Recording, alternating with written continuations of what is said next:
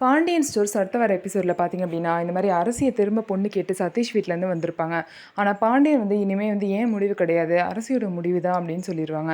அதனால் பார்த்திங்க அப்படின்னா போய் பாண்டியன் தனியாக அரசியை ரூமில் கூட்டிகிட்டு போயிட்டு, நீ என்னப்பா சொல்கிற, நான் உங்கள்கிட்ட போய் என்ன பதில் சொல்கிறது, நீ ஓகேனா ஓகே, இல்லைனா விட்டுறலாம் அப்படின்னு சொல்லிட்டு பாண்டியன் வந்து அரசியோட முடிவை கேட்குறாங்க. அதுக்கு அரசி வந்து ஓகேன்னு சொல்லாமல் இல்லைன்னு சொல்லாமல் நான் படிக்கணும்னு அப்படின்னு சொல்லிட்டு பாண்டியன் கிட்ட சொல்கிறாங்க.